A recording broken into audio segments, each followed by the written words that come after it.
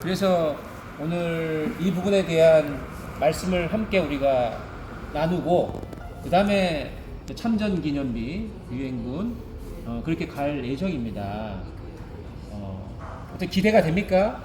네. 네. 어떤 부분들이 좀 아직 강의하기 전이긴 하지만은 나는 이런 부분들을 한번 듣고 싶다, 이런 부분들이 궁금증이 있다라고 하는 거 혹시 있으신가요?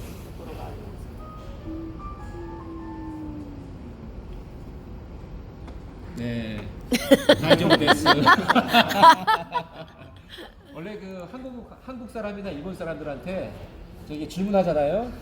아무도 답 안 해요. 괜찮습니다. 네, 오늘 두 번 강의를 할 거예요. 점심 먹기 전에 한 번, 점심 먹고 나서 한 번. 그렇게 해서 오늘 강의 내용을 가지고 우리가 이래서 참 어머님께서 또 이기성 원장님께서 이 북면을 중요하게 생각하시는구나라고 하는 것을 우리가 함께 느끼면 좋을 것 같습니다. 저는 항상 이 북면에 올 때 이 옷을 입고 옵니다. 북면, 예, 노스페이스. 노스페이스, 예, 북면, 페이스가 얼굴이잖아요. 북은 노스, 예, 그래서 저는 항상 이 옷을 입고 오거든요. 그러니까 왜 북면이 왜 이렇게 중요한 곳이냐라고 하는 것을 제가 한번 말씀드리겠습니다. 먼저 이 북면은 가평 안에 있잖아요, 그죠? 이 가평이 딱 어디에 있냐면은 이 한반도의 가장 중심에 있어요. 물론 서울이 수도이긴 하지만 서울이 중심이 아니라 이 한반도에서 가장 중간이 어디냐? 가평입니다. 그리고 우리 참부모님 말씀에도 이 남북통일이나 이 유엔군 관련해 가지고 중요한 선이 있어요. 무슨 선이냐 하면은 38선. 네, 이 38선으로 분단이 됐었거든요. 근데 이 38선이 어디에 있느냐? 이 노스페이스, 네, 북면에 있습니다. 그래서 이 북면이 얼마나 참 중요한 곳인가라고 하는 것을 우리가 알게 되는 거죠. 그러니까 이 곳이 그냥 중요한 게 아니라 6.25 전쟁에서 최고의 격전지였다. 가장 전투가 많았던 그런 곳이라고 하는 것이죠. 그래서 우리가 여기에 와서 함께 그 당시에 피를 흘리고 목숨을 바쳤던 그 유엔 참전 군인들을 위해서 기도하고 또 우리가 감사해 하는 그런 시간을 통해서 그것으로 끝나는 게 아니라 과거에 그것으로 끝나는 게 아니라 현재 앞으로 미래에 평화롭고 전쟁이 없는 그러한 그날을 이제 우리가 염원하는 그러한 또 시간이기도 합니다. 그래서 이 가평에서 우리의 이 모임이 평화의 물결이 쫙 전 세계로 갈 수 있기를 저는 소망하면서 이렇게 말씀을 드리도록 하겠습니다. GPP가 가평 피스 프로젝트라고 들었어요. 그러니까 정말 중요한 단어는 뭐예요? 피스, 평화. 평화가 얼마나 중요해요, 그죠? 우리 다 평화롭게 살고 싶은데 이 평화는 두 가지 개념이 있어요. 두 가지 개념. 누가 그런 말씀했냐면은 이 평화라고 하는 것을 학문으로 만드신 분이 계세요. 평화학. 우리가 뭐 경제학, 뭐 전자공학 이런 것처럼 이 학문이 있는데 이 평화도 학문이 어떻게 보면 있는데 이걸 창시하신 분이 요한 갈퉁이라고 하는 분인데 이분이 평화는 간단하게 설명할 수 있는 게 아니고 여러 가지 복잡하게 고민을 해야 되는 부분이다라는 말씀을 해주셨어요. 그래서 뭐 경제적인 이유 때문에 평화가 깨지고 뭐 군사적인 이유, 문화적인 요인, 뭐 정치적 요인 이런 여러 가지 요인에 의해서 평화가 자리 잡기가 어렵다 이런 얘기를 하시는 거예요. 그러니까 우리는 그것을 어느 정도 인지한 바탕위에서 그러면 어떻게 하면 평화롭게 이 한반도와 또 나아가서 일본, 이 아시아 그리고 전 세계를 갈 수 있을 것인가 그걸 고민해야 되는데 여기서 두 가지 개념이 생깁니다. 첫 번째는 소극적인 평화, 두 번째는 적극적인 평화예요. 아마 여기 오신 분들은 이 GPP에 오시기 전에 어떤 마음을 가지셨을까? 저는 되게 적극적 마음을 가지셨다고 생각합니다. 우리 조은별 사모님은 엄청나게 적극적이시죠? 왜냐하면 세 차례나 오셨거든요. 그러니까 적극적인 것은 뭐냐면 내가 진짜 열심히 한번 해보겠다라고 하는 게 적극적인 거고, 소극적인 것은 뭐예요? 아니 뭐 남들이 하면 나도 좀 옆에서 좀 약간 그냥 조금 도와줘야지 라고 하는 게 약간 수동적이고 소극적인 거죠. 그러니까 평화도 두 가지가 있다라고 하는 거예요. 소극적 평화는 뭐냐면 전쟁을 비롯한 폭력이 없는 조용한 상태, 그게 이제 소극적 평화예요. 뭐 지금 뭐 일본이 그럴 수 있고요, 또 뭐 미국이 그럴 수 있겠죠. 그런데 이 평화가 언제까지 계속 쭉 갈 수 있을 것인가? 평화를 위협하는 그러한 요소들이 있어요.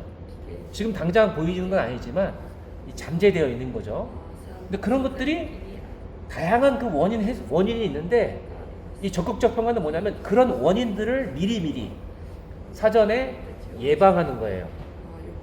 우리가 막 이렇게 병에 걸리기 전에 감기가 뭔가 올 것 같으면 어때요? 먼저 감기가 와서가 아니라 몸이 좀 뭔가 춥다 이러면은 감기가 오지 않게 하기 위해서 먼저 감기약을 먹거나 몸을 따뜻하게 하잖아요. 그죠? 그런 거와 같처럼 아직은 건강한데 그런 약을 먹는 것처럼 평화롭지만 혹여나 이 평화가 깨질 수 있는 여러 가지 그 요소들이 있어요. 뭐 사회적인 갈등이나 막 서로 막 싸우고 있는 그런 모습들, 그런 것들이 막 올라오려고 그래요. 그걸 미리 찾아서 원인 해소를 하는 적극적인 그런 노력이 또 마찬가지로 이 적극적 평화의 개념이다라고 볼 수 있는 거예요. 그럼 우리는 이제 어떻게 해야 되겠어요? 소극적 평화로 가는 게 좋겠어요? 아니면 적극적 평화로 가는 게 좋겠어요? 적극적 평화. 그렇죠. 세상에 있는 사람들은 그냥 나는 이게 좋아 이렇게 하더라도, 우리 참부모님을 모시고 있는 우리는 전 세계가 다 평화롭게 되기 위해서 적극적으로 이 GPP도 함께 하고 여러 가지 활동을 함께 하는 이유는 뭐냐면 우리가 적극적 평화를 생각하고 있기 때문에 이 자리에 오신 겁니다. 그런 점에서 우리는 여기 이제 한국에 왔는데, 이 한국의 평화가 많이 깨졌어요. 과거에 전쟁이 있었고 지금도 북한이 얼마든지 전쟁할 수 있는 상황에 놓여져 있는 거죠. 그러면 이 한반도에서의 모습, 특히 참부모님께서 한민족으로부터 나오셨거든요. 그럼 왜 참부모님이 한민족으로부터 나오셨고, 그리고 지금 이 한반도를 중심으로 해가지고 평화에 대해서 다시 말씀하시고 그것을 전 세계로 확산시켜야 되는가라고 하는 부분들이 있어서, 먼저 한민족의 어떤 사상, 한민족의 뿌리에 대해서 우리가 좀 알 필요가 있습니다. 이 한민족은 크게 단군 신화가 있어요. 그러니까 아마 일본도 그렇고 다양한 나라에 그 건국 신화가 있어요. 그 신화가 우리는 뭔가 하늘에서부터 뭔가 왔다. 일본도 천황이 있잖아요. 천황. 그런 것처럼 다 하늘과 연결되는 게 있거든요. 그런데 한민족은 특히 대부분의 사람들이 이런 부분들에 대한 사상을 받아들여요. 마음속에 그것을 갖고 있어요. 그러니까 다른 나라는 그런 사상이 있긴 하지만 그게 뭐 모든 사람들이 다 갖고 있는 건 아니거든요. 근데 한국 사람들은 다들 우리는 다 단군 할아버지로부터 왔어, 이런 생각을 많이 하고 있어요. 우리는 반만년의 역사를 함께 하고 있어, 이렇게 생각을 하고 있어요. 그런 한민족의 그 사상이 이 단군 신화로부터 왔는데, 여기서 중요한 건 뭐냐면 홍익인간의 이념이 있어요. 홍익인간. 이 홍익인간이라고 하는 것은 뭐냐면 널리 인간을 이롭게 하라. 그러니까 모든 인간이 평화롭게 살아야 된다, 이거예요. 근데 이 단군 신화의 참 중요한 건 뭐냐면 한민족만이 그렇다는 게 아니라 누구요? 인간. 전 세계, 그 당시에 전 세계의 모든 인간들을 널리 이롭게 하라라고 하는 게 바로 홍익인간의 정신이에요. 그것은 왜 그러냐? 우리 모든 인간들은 어디로부터 왔느냐? 천손사상. 우리는 다 하늘의 자손이다.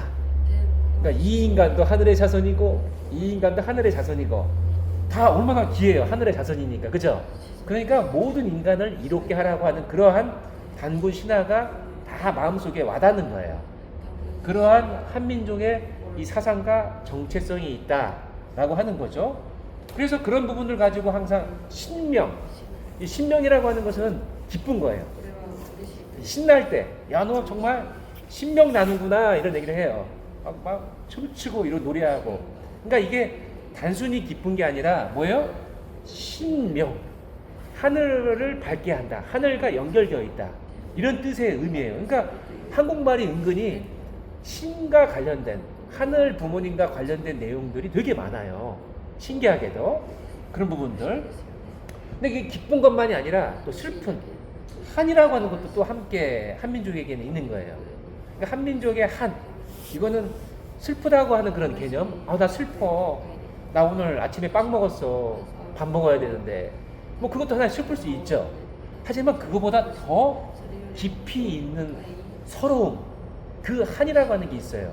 그러니까 그게 어디서 비롯되느냐 했을 때 하늘과 소통하고 하늘의 본성이 스며들어 있는 거예요.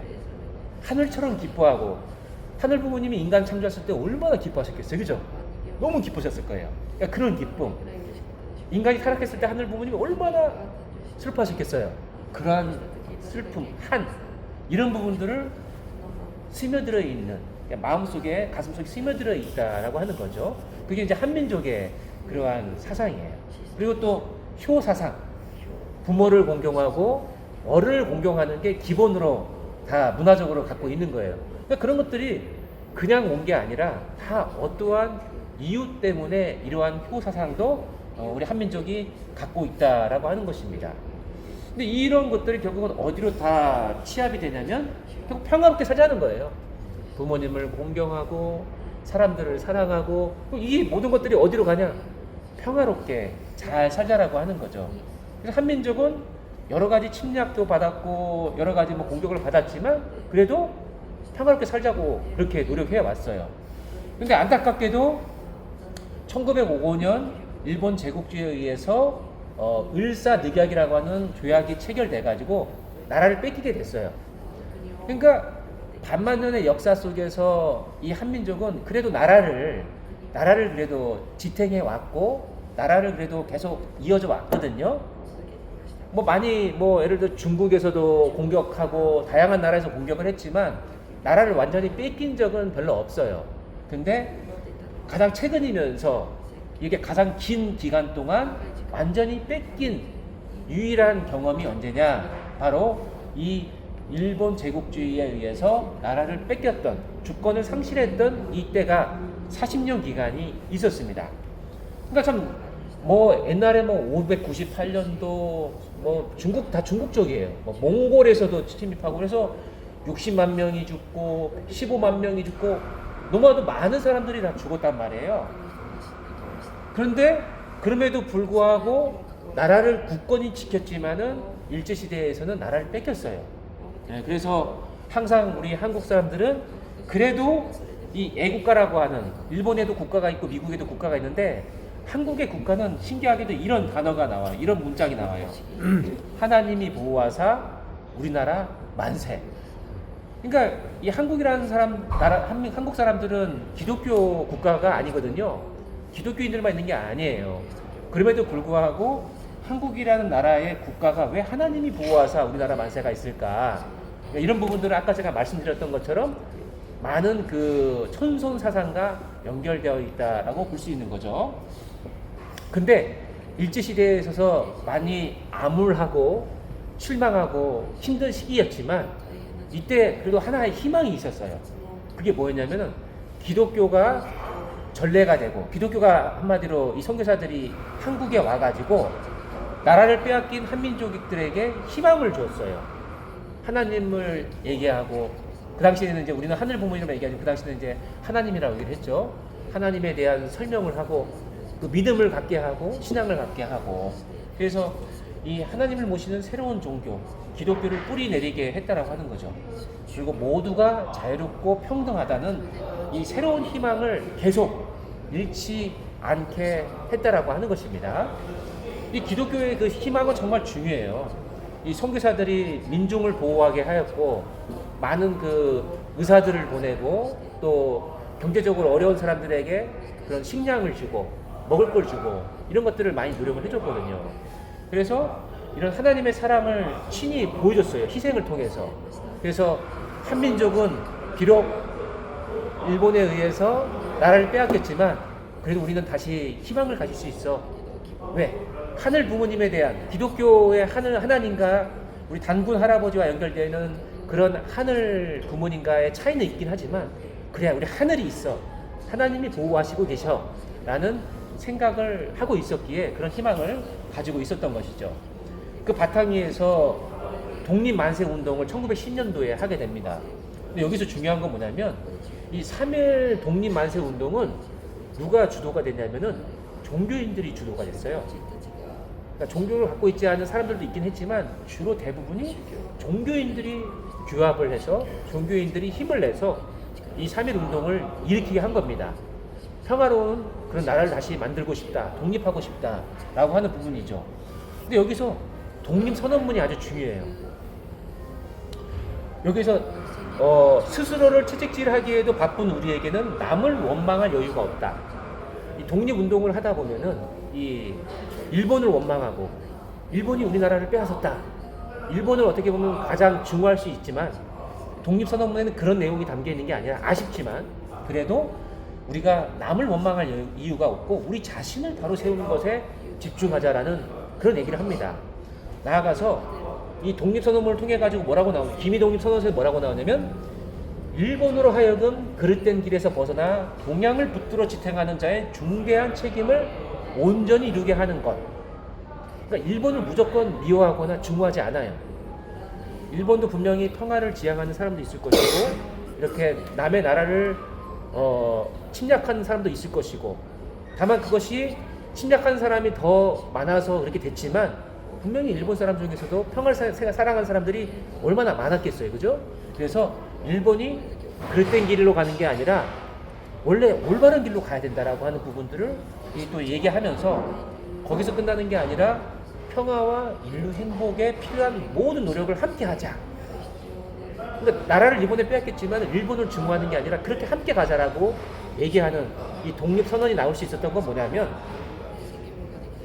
단군 신화에서도 한국 사람만을 위해서 기독교인들이 말했던 기독교 선교사들이 말했던 우리가 하늘 아래에 같은 자녀다라고 하는 부분들이 한민족만을 말하는 것이 아니었기 때문에 모두 함께 만들어가자라고 하는 부분들에 대해서 얘기를 할 수 있었던 것이죠. 그런 점에서 이 독립선언문의 정신은 아까 말씀드렸던 것처럼 이 경천사상, 홍익인간, 이 광명사상 이런 모든 것들이 스며들어 있는 놀라운 유산이다라고 하는 것입니다. 그러니까 이것이 단순히 어떻게 보면 이제 한민족으로서만 갖는 정신이 돼서는 안 되겠죠. 천일국 시대잖아요, 그죠?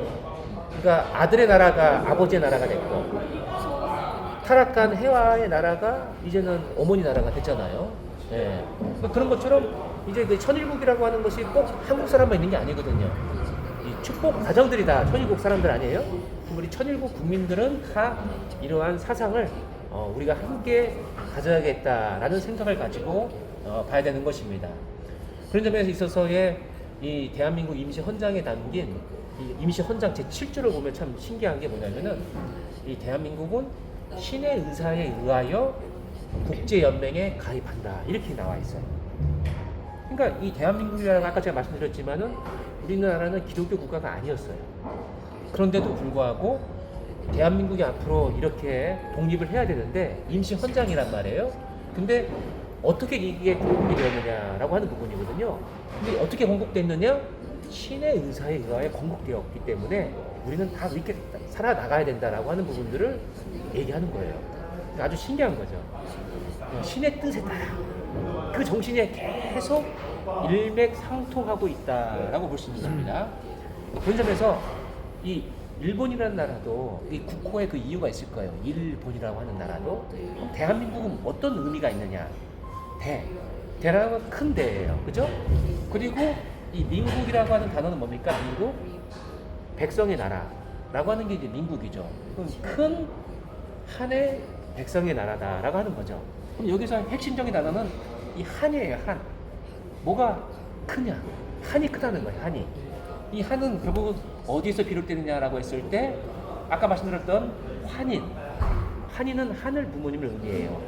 이 하늘 부모님의 그 한이 발음이 이렇게 한으로 바뀐 거예요. 이 환이 한으로 바뀌었거든요. 그래서 이 한국은 뭐냐? 한국의 의미이고 환이 뭐냐? 하나님의 나라라고 하는 것을 의미한다라고 하는 거예요. 그래서 이 대한민국 뭐라고요? 큰 하나님의 백성이 있는 나라. 그게 바로 대한민국. 그 대한민국이 그런 의미가 있다라고 하네요. 우리는 그냥 뭐 대한민국 하지만 그런 의미가 알게 모르게 있다라고 하는 거예요. 그게 바로 우리 천손민족. 그리고 이제 더 이상 한국 사람만이 아니라 천일국 국민들이 그런 마음을 갖고 우리가 바라봐야 되는 것이죠. 근데 이게 한국에만 있는 게 아니고 아까 말씀드렸던 것처럼 어느 나라든 다 하늘과 연결되어 있는 전설이 있고 그런 신화가 있어요. 미국도 보십시오. 미국의 독립선언문을 보면은 모든 사람은 평등하게 뭐라고요? 창조되었다는 거예요. 창조. 창조주는 그들에게 생명, 자유, 행복 추구의 권리를 부여했다. 그러니까 이 미국의 이 사상은 어디서부터 왔냐면 천부인권 사상이거든요. 천부인권. 우리 인권이라는 단어 알잖아요. 인권. 인권이 얼마나 중요해요, 그죠? 근데 인권이 어디서부터 왔다고요? 천부. 하늘이 부여한 인권이다. 그러니까 제가 우리 단원 성함이 어떻게 됩니까?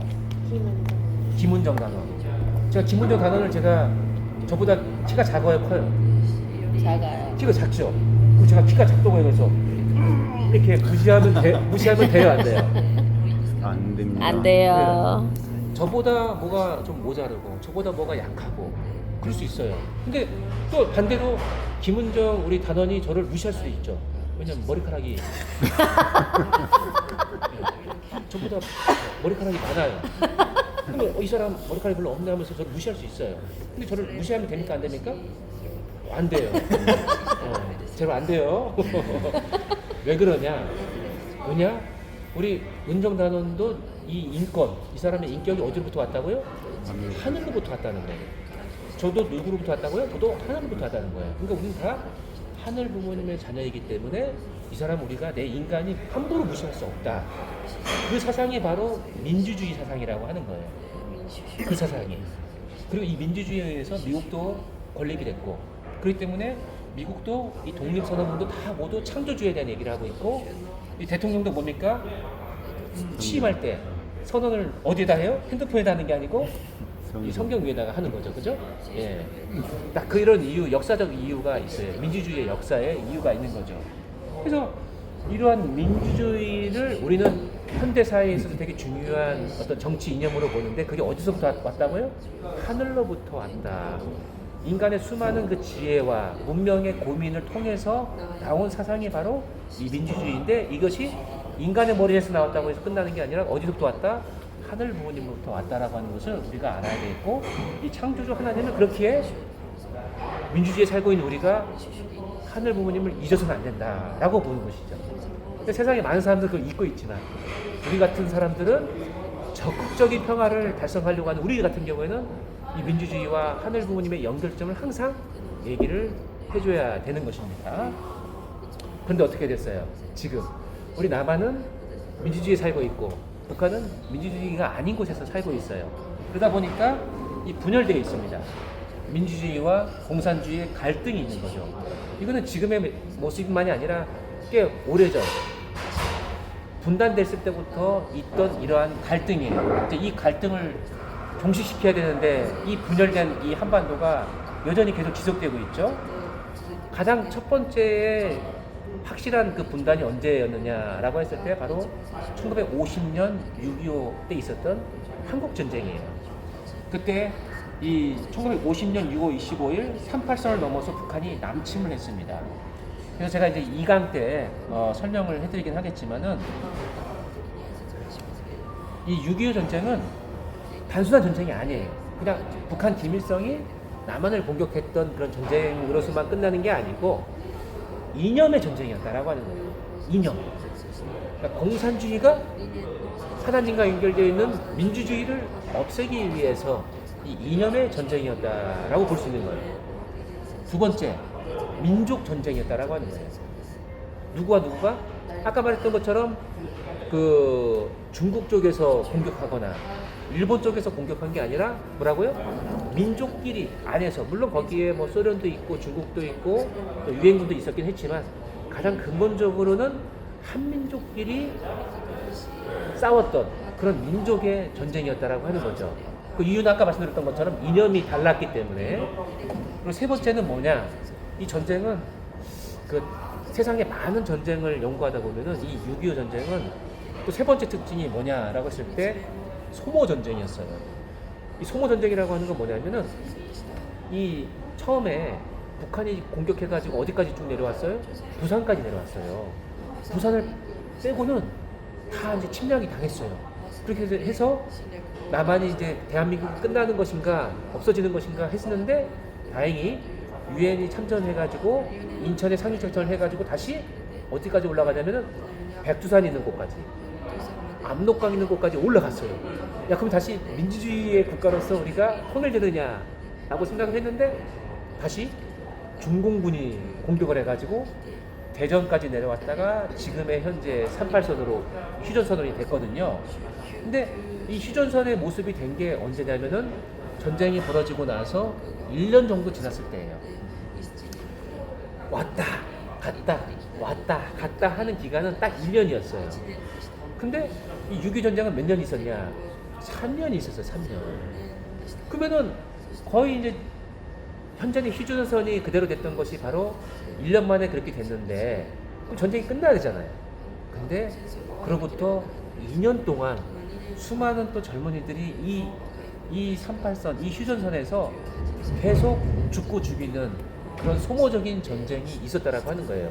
그러니까 우리가 6.25 전쟁이 그냥 전쟁에 몇 명이 죽었고 이렇게 됐구나라고 간단하게 이해할 수 있는 게 아니고 얼마나 이 속에서 많은 사람들이 죽어갔고 어떤 사연이 있었는가라고 하는 것인데 그냥 이 휴전선 안에서 그냥 많은 사람들이 그냥 그 휴전선에서 의미 없이 소모된 생명의 어떻게 보면 사상자가 많이 생겼다라고 하는 거죠. 얼마나 가슴 아픈 사연이 있습니까, 그렇죠?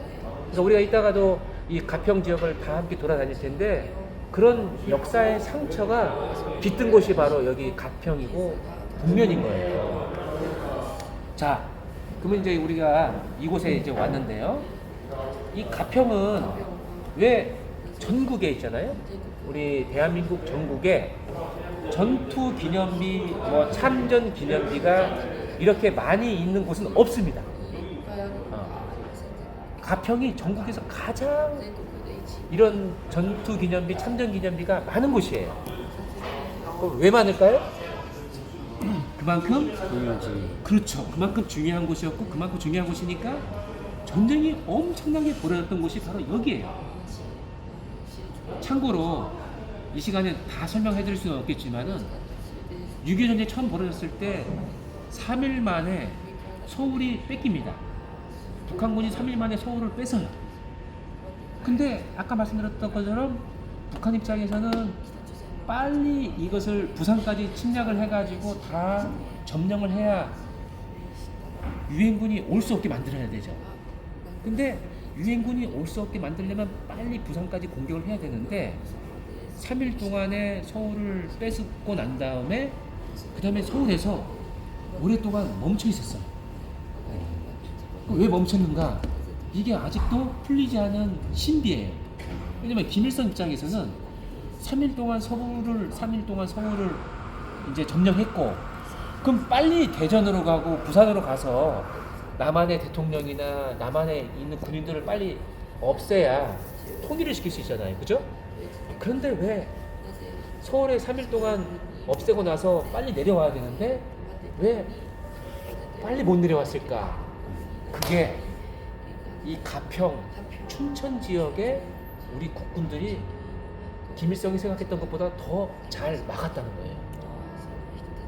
그러니까 서울에 이미 점령한 그 북한 군인들, 공산 군인들이 혼자 힘으로만 내려갈 수 없는 거고 원래 작전 계획이 뭐였냐면은 이 강원도 춘천이나 이 가평 쪽에 있는 군인들, 북한 공산군이 같이 합류해서 대전으로 쭉 내려가야 큰 힘을 가지고 내려가기 때문에 금방 이길 수 있는데 아니 가평에서 춘천에서 와야 할 공산군들이 생각보다 늦게 오는 거예요. 그 이유는 뭐라고요?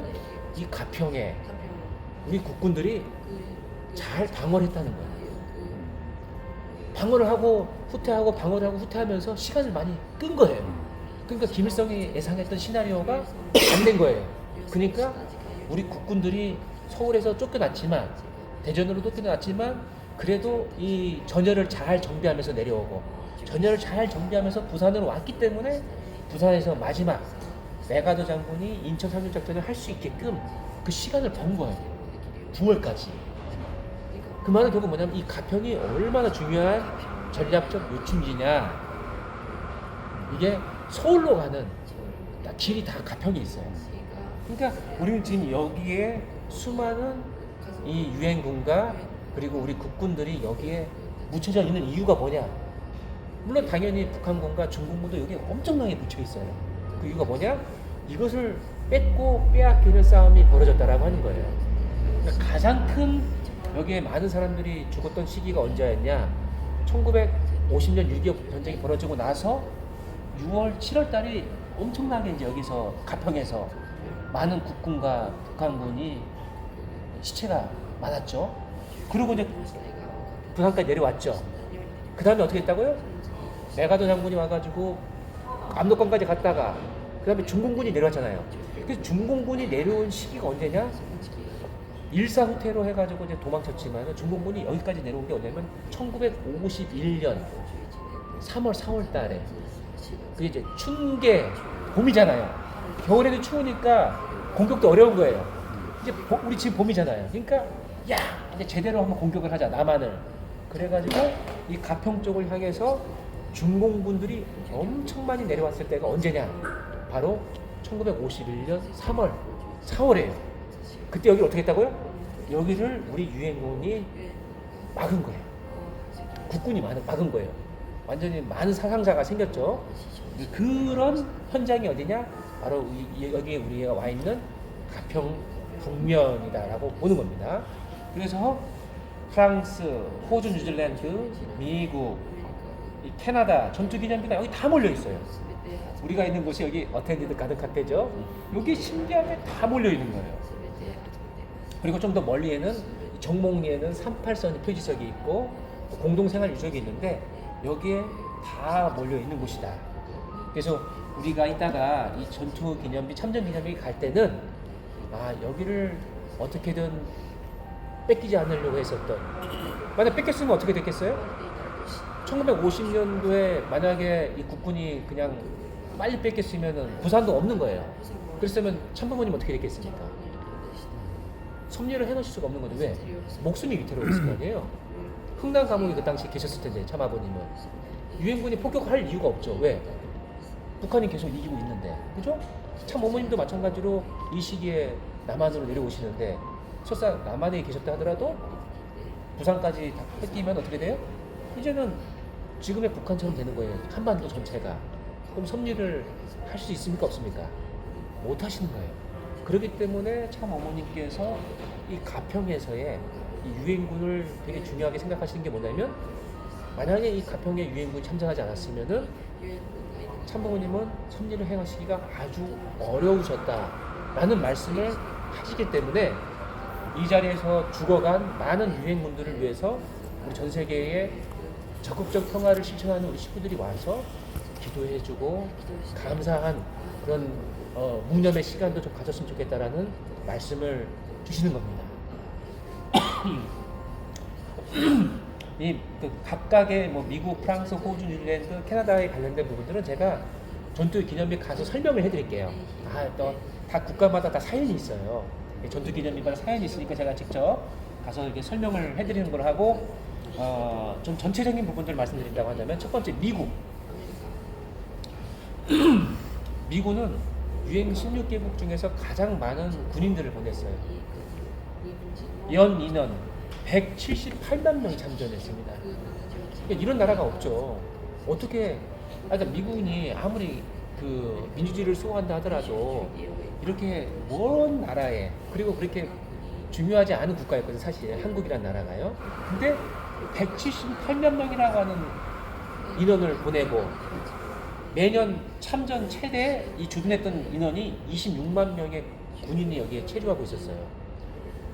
그리고 이 기간 동안에 사망이 몇만 명이었냐면 36,500명이 사망을 했습니다.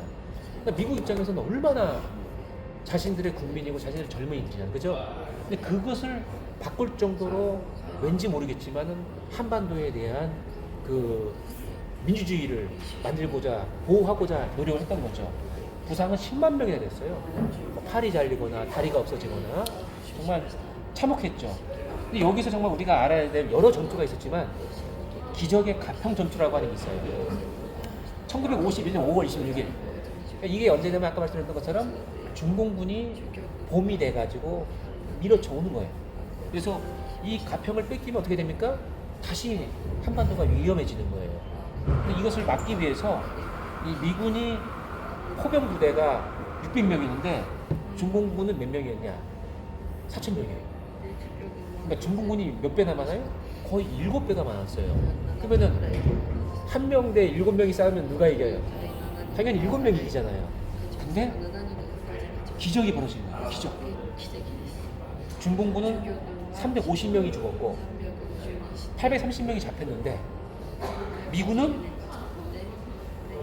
한 명도 죽지 않았어요. 한 명도. 그러니까 이 미군이 어떤 사람들이냐? 유타주. 유타주는 이 몰몬교인들이 있는 곳이에요. 그 당시에도 몰몬교. 그래서 이 유타주의 몰몬교인들로 구성되어 있는 부대였어요. 같은 동네에 몰몬교인들이 모여서 군인이 된 거예요. 이 군인들이 모여가지고 싸웠는데 이 군인들도 당연히 종교를 갖고 있고 몰몬교, 물론 우리와 같은 신앙은 아니지만 하늘 부모님을 믿는 사람들이란 말이에요. 그들이 똘똘 뭉쳐가지고 이 4,000명이 되는 이 중공군을 600명이서 싸운 거예요. 그래가서 진짜 하나님이 보호하서 격퇴시킨 거죠. 그걸로 인해 가지고 중공군이 더 이상 이것을 내려오지 못하게 함으로써 시간을 더 벌 수 있었던 거예요. 그러니까 이게 바로 어디서 벌어졌느냐? 기적의 가평 전투. 바로 이곳에서 벌어진 거예요. 얼마나 참 중요했던 전쟁이었는가라고 하는 것을 보게 되고 이 기적의 가평 전투야말로 6.25 전쟁의 전환점이 된 거예요. 아까 말씀드렸잖아요. 처음에 북한이 공격했을 때는 부산까지 밀렸잖아요. 그죠? 수세였어요. 우리가 지는 분위기였어요. 민주주의가. 그러다가 유엔군이 와가지고 다시 이제 공세로 전환해가지고 우리가 이기는 분위기였어요. 압록강까지 올라가가지고. 근데 다시 어떻게 했다고요? 중공군이 100만 명의 중공군이 내려와가지고 어떻게 해요? 다 이제 후퇴할 수밖에 없어요. 후퇴 하는 거예요. 그러니까 우리가 이제 지는 거예요. 다시. 그때의 전환점을 만들었던, 지는 것을 다시 지금의 휴전선 정도로 만들 수 있었던 게 뭐냐면 바로 이 기적의 가평 전투였다라고 하는 것입니다. 참 미국이 그런 큰 희생을 이 대한민국을 위해서 했었습니다. 자, 그러면 그 다음에 이제 기타 국가. 미국이 워낙 가장 봐봐요. 미국의 참전이 가장 178만 명이니까 너무 압도적이죠, 그죠? 두 번째로 가장 많이 참전한 국가가 어디냐? 영국입니다. 아까 미국은 178만 명이라고 했는데 영국은 몇만 명이요? 5만 6천 명. 그러니까 1등이랑 2등이랑 차이가 엄청 많이 나죠. 그래도 얼마나 감사해요. 영국이 두 번째. 영국은 5만 6천 명이 참여해가지고 1,100명이 사망을 했어요. 캐나다 세 번째로 참가를 많이 했습니다. 캐나다 2만 5천 명, 516명이 죽었고요. 신기하게 네 번째 호주예요. 호주 8,400명이 참견해가지고 346명이 죽었고, 뉴질랜드에도 왔습니다. 3,700명이 와가지고 41명이 사망했어요. 그래서 이 기타 국가 중에 이 영국을 중심으로 해가지고 캐나다, 호주, 뉴질랜드는 뭐예요? 영국의 연방이에요. 그러니까 이 연방으로서 함께 이 대한민국을 수비를 했어요. 방어를 했어요. 그러니까 영국군 따로, 캐나다군 따로, 호주군 따로가 아니라 심지어 이 유엔 16개국이 주로 미군이 가장 많이 왔으니까 미군에 어떻게 소속이 되어가지고 함께 연합으로 작전을 했고, 특히 영국, 캐나다, 호주, 뉴질랜드는 같은 영연방 국가니까 같이 모여가지고 힘을 합쳤던 그러한 방어를 했던 그런 나라들이죠. 그래서 아까 말씀드렸던 기적의 가평 전투가 5월달에 있었다고 했잖아요. 이 영연방의 전투는 4월달에 있었어요. 4월달. 이 전투도 아주 중요한 전투입니다. 영연방의 2,000명의 군인과 10,000명의 중공군이 또 싸우게 됐어요. 이 가평에서. 몇 배 차입니까? 5배 차이예요. 이 5배 차이에서 어떻게 할 것인가? 당연히 질 수밖에 없었는데 다행히 영연방 국가가 이 가평을 또 방어하는 아주 중요한 전투를 승리했던 거예요.